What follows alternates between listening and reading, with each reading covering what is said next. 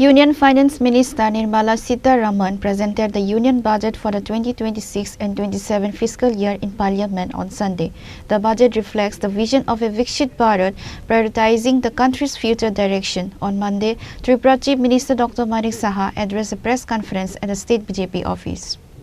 Union Finance Minister Nirmala Sitharaman presented the 2026 and 27 Union Budget this Sunday, framing it as a strategic roadmap for Viksit Bharat.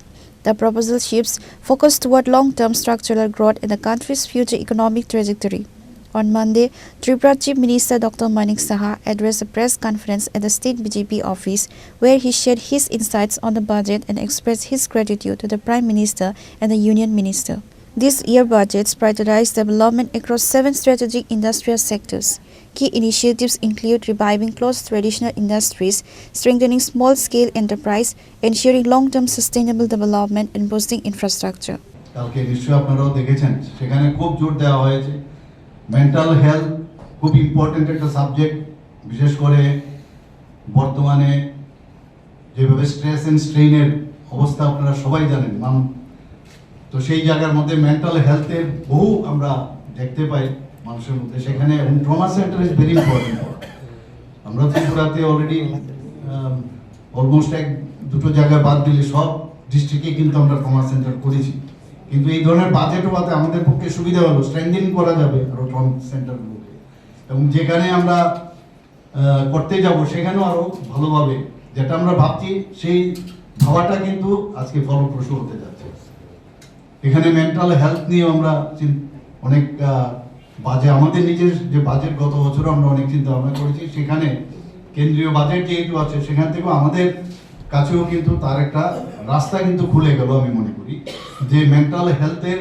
এখানে যদি আরো বেশি strengthening করা যায় সেই বাজেটে আমরা দেখতে পেয়েছি আমাদের জাতীয় স্বাস্থ্য মিশন এটা বিরাট কভারেজ আমাদের দেয় এবং এই জাতীয় স্বাস্থ্য মিশনকে যে আরো বেশি শক্তিশালী করা যায় সেই বিষয়েও এবারের বাজেট আমরা দেখতে পেয়েছি আমরা প্রবীণদের জন্য যে তাদের মেডিকেল কেয়ার সিস্টেম যাতে আরো স্ট্রং হয় এই বাজেটে আমরা দেখতে পেয়েছি শুধু তাই নয় ক্যান্সারের 17টি যে ড্রাগস সেইগুলো এবং বিরল রোগের 60টি ওষুধ সস্তা এর মধ্যে আমরা দেখতে পেয়েছি অনেক কম করে দিয়েছে সেটা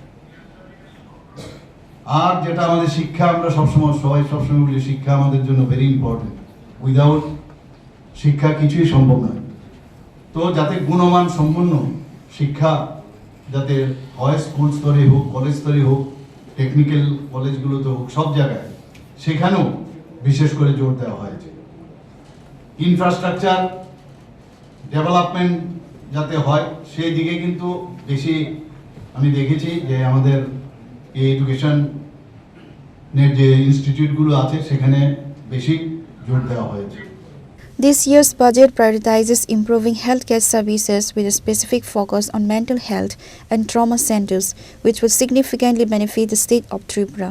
The budget's plan for a Buddhist circuit in the northeast is a strategic move to transform regional tourism. By linking key spiritual sites, the government aims to draw international visitors and spark local economic growth.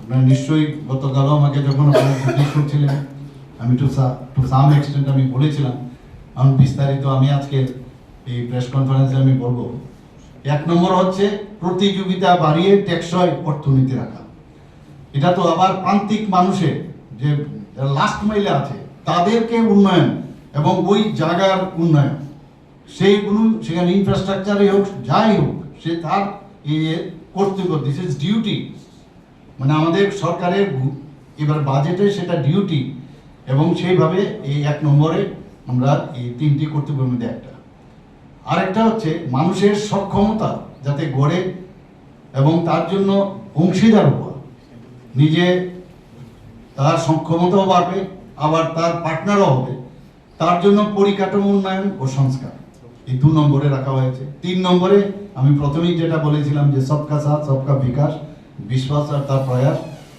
সেটা কিন্তু এই 3টা যে কর্তব্য তার উপর ভিত্তি করে এবার বাজেট তৈরি হয়েছে আর 6টা বিষয়ের উপর এবার কিন্তু বাজেটে আমরা দেখলাম যে অগ্রাধিকার দেওয়া হয়েছে একটা 60টি কৌশলগত শিল্পে যাতে উন্নয়ন বাড়ানো যায়।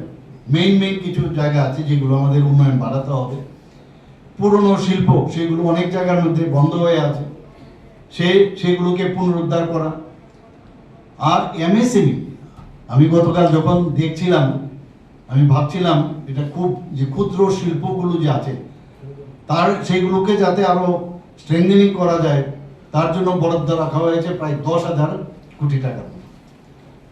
এতে করে আমাদের যে ছোট ছোট আমাদের মতো রাজ্যে যে এমএসএমই সেক্টরগুলো আছে, বড় বড় তো ইন্ডাস্ট্রি আমাদের এখানে নেই, সেই সেক্টরগুলো অনেকটা কিন্তু উন্নত হবে।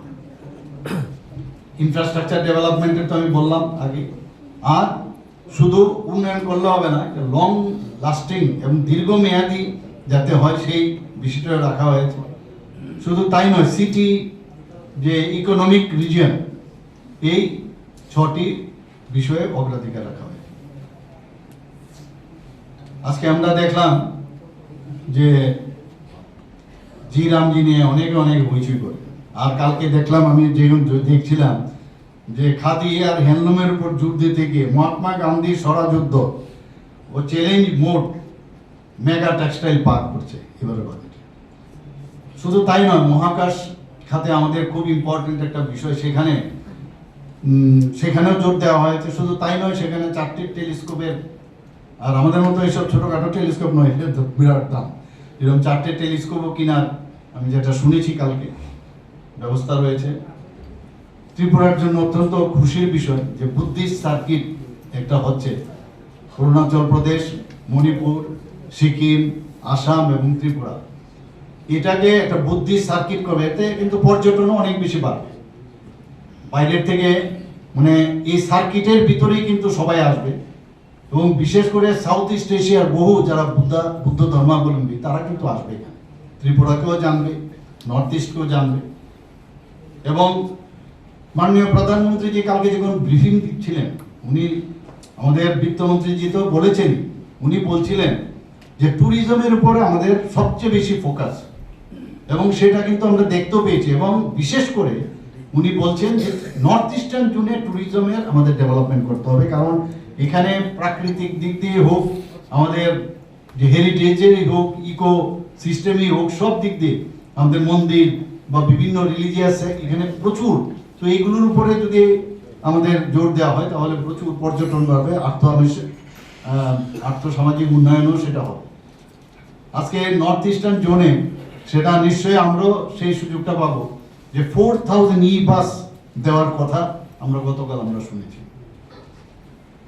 আমরা বায়োফার্মার কথা শুনলাম কালকে, প্রায় বায়োফার্মার উপর জোর দেওয়া হয়েছে, প্রায় 10,000 কোটি টাকা এর মধ্যে মানে বরাদ্দ রাখা হয়েছে। আয়ুর্বেদিক ক্ষেত্রে আমরা যেটা দেখেছি, প্রায় আয়ুর্বেদিক ইনস্টিটিউট তো 3টা হবেই, পাশাপাশি এজ এ হোল এটা আরো ক্লারিফিকেশন আগামী দিনে আমরা বুঝতে পারবো যে আয়ুর্বেদিক ক্ষেত্রে 10,000 কোটি টাকা বরাদ্দ রাখা হয়েছে। আবার 3টি এইমসও করছেন, নতুন 3টি এইমস। এবং ছোট যে শহর, আমাদের মতো যে ছোট শহরগুলো আছে, আমাদের যেমন 20টা শহর আছে মানে ত্রিপুরাতে, তো এই 20টা শহর আমি আশা করি যে আমাদের সবটি এই শহরও সেখানে ইনফ্রাস্ট্রাকচার হবে, আগরতলা মিউনিসিপ্যাল কর্পোরেশন না, এর উপর ভিত্তি করে আমরাও সেটা দাবি জানাতে পারি। তো সেখানে প্রায় 5,000 কোটি টাকা বরাদ্দ রাখা হয়েছে। কার্গো শিল্পের জন্য যে ফ্রাইট করিডোর, যে high speed and high capacity railway corridor, সেগুলো মানে সেখানে যা দেখলাম আমি, তার উপরও কিন্তু কার্গো শিল্পের জন্য অনেকটা জোর সেখানে রাখা হয়েছে। সেমি কন্ডাক্টর আমাদের জন্য খুব ইম্পর্টেন্ট এখন আছে, সেমি কন্ডাক্টর ছাড়া হবে না। এবং এই সেমি কন্ডাক্টর উপরও প্রায় 40,000 crore রাখা হয়েছে। Former MP Revati Kumar Tripura, chairperson of BJP Sipaijola Jila Parishad, State BJP Media in-charge Sunit Sarkar and others were present alongside Chief Minister Dr. Manik Saha at the press conference.